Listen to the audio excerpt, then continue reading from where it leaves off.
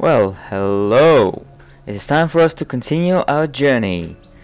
And since the last episode, I thought I would equip this weapon, which we found, if you remember, from one of the automaton monster heroes, the one that kept doing the skill disruption on us. And if you look, it's actually pretty good. After I've put a relic on it, the Prometheus Flame, it's actually better than our current weapon.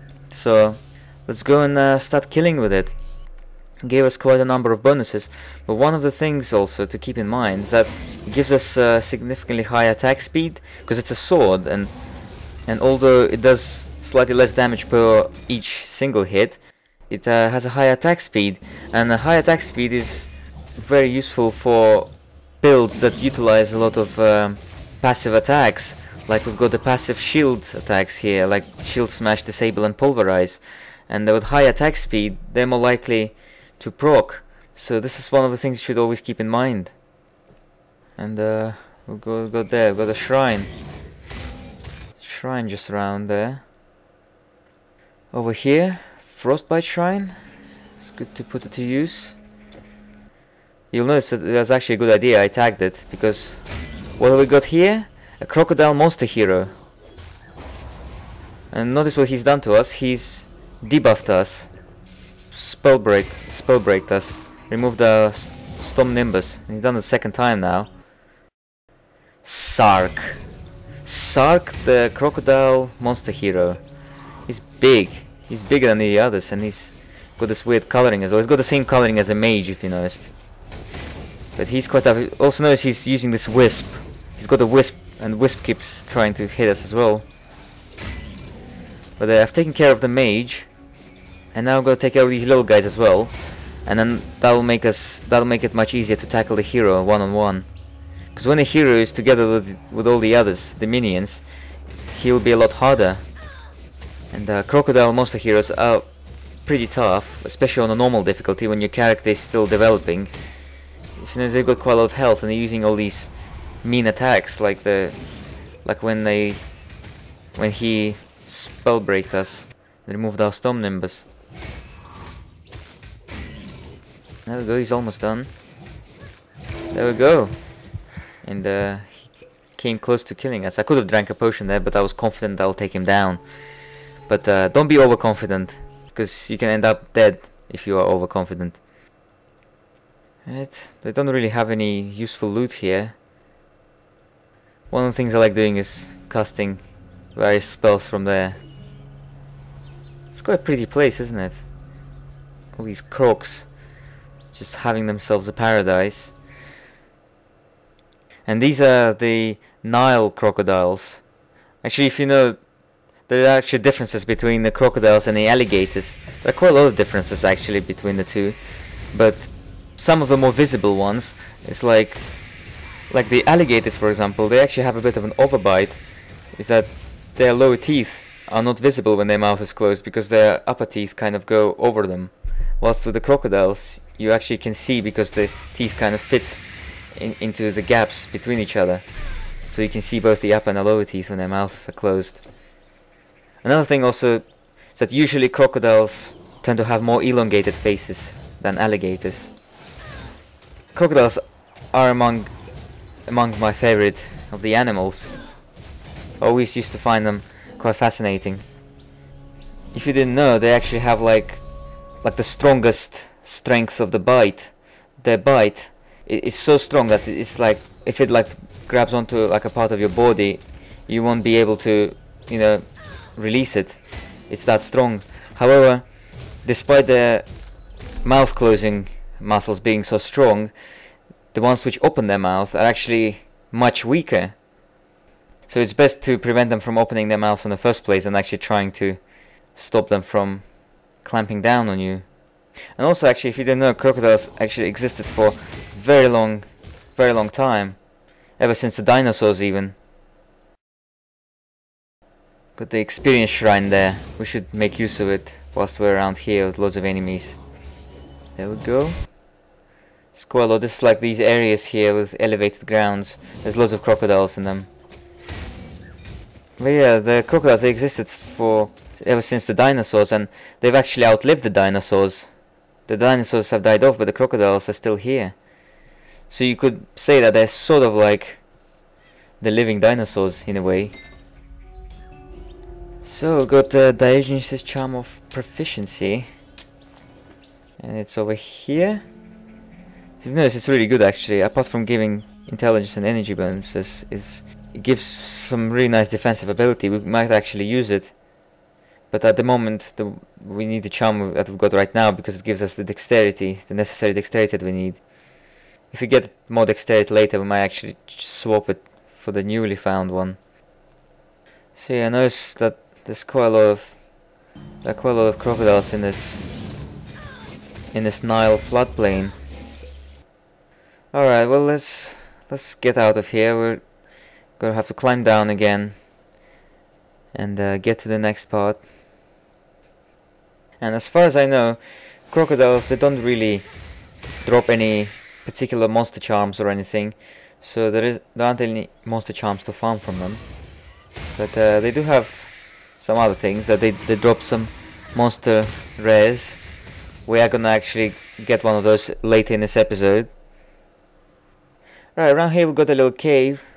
There's nothing too special here, just a few monsters, but it's good to explore everything. Got some maggots around here.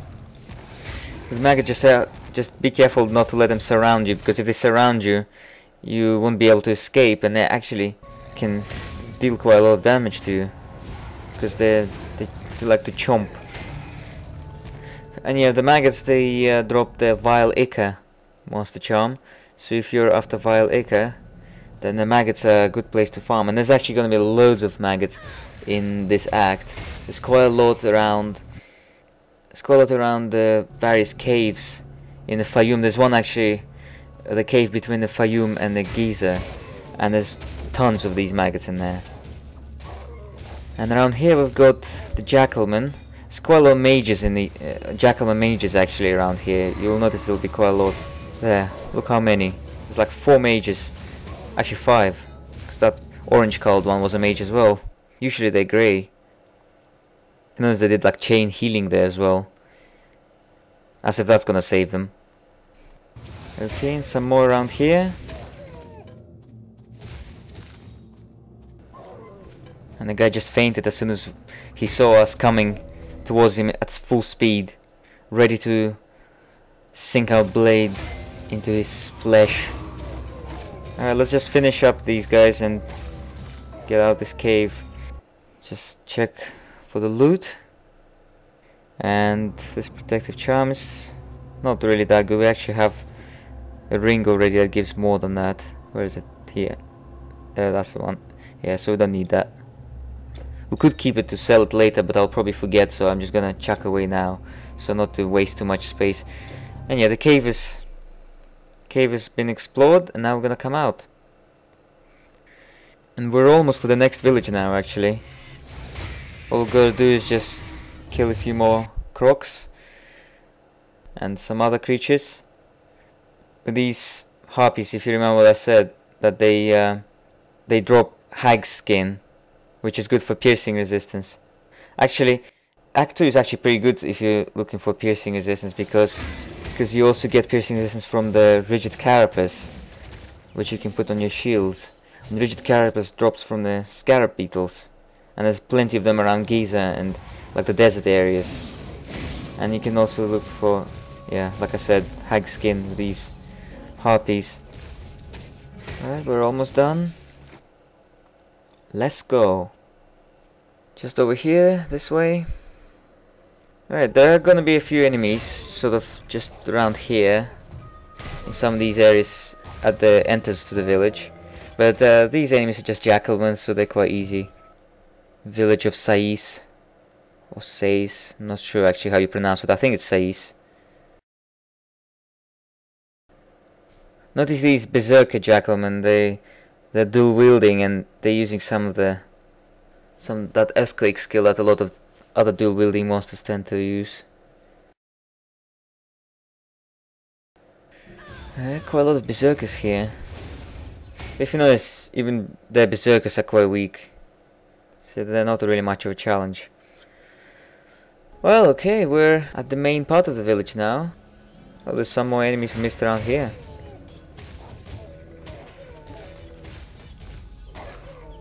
Strange sounds they make. Right, now we're at the main part of the village. And here we're gonna do a side quest. And speak to this guy first. It's been hard on us. Right, so you've spoken to him. Now you have to speak to another guy, this guy. Have you heard? It is And now they've given us a side quest. We're gonna tag this rebirth fountain there. you must And understand. he's just some random guy. Okay, so we've got the side quest, Plight of the Nile Farmers, and what they're asking us to do is basically kill a few crocodiles who are preventing them from doing their everyday stuff. So we're gonna kill the crocodiles. The quest related ones actually will be glowing, so if you notice, these guys are not the quest related ones, but we're gonna kill them anyway. And they're playing games with me. I'm trying to get to the mage and he's just walking around behind the bigger guy. If you notice, their mages actually have quite a bit of health. And there's a chicken there on the roof. How the heck did that chicken get onto the roof? And what is it eating from the roof exactly? Alright, I've noticed this guy. He's got the monster rare. Because if you notice, it's silvery in color, his armor. It's one of the crocodile rare armors. Here it is, Overseer's Mantle. Let's take a look. If you notice, it's pretty nice. It's not that amazing. I mean, it's quite nice for the storm-related hybrids like us. But at the moment, Blade Flinger's armor gives slightly better bonuses. But the good thing about this Overseer's Mantle is that it's one of the greens, so that means we can actually put a relic on it. So yeah, and it's got quite nice armor value as well. We need to start, getting armors with higher armor values. So yeah, once I'm gonna get a good armor relic, I might actually put it on that and actually start wearing it. That would be a good idea. At the moment we don't have really that great armor relics, so we're gonna just gonna keep wearing Blade Flinger's armor for now. And here it's the first of the, if you notice, the quest related guys. If you notice, they were glowing, so you just have to kill all of them, don't miss a single one. Only once you've killed all of them, then the quest will be complete. Alright, there's some more over here. That is a big guy. Fuck! What did he hit us with? That's the second time we've gotten to that bell sound. Quite low health. Second time in this episode. I wonder if that's a warning that we should be careful. Okay, if you notice, the quest has updated, that means we've killed them all the quest related crocodiles. So now you just gotta go back and report. And you don't actually report to the same two guys who gave you the quest. You have to report to one of the ladies just by the rebirth fountain. There she is, here. You are the one who saved us from the... There we go, quest complete, and she's given us Vile Ichor. Vile Ichor as a reward. Here. Gives vitality damage. Alright, so we're gonna stop around here and we'll continue in the next episode. I'll see you guys later.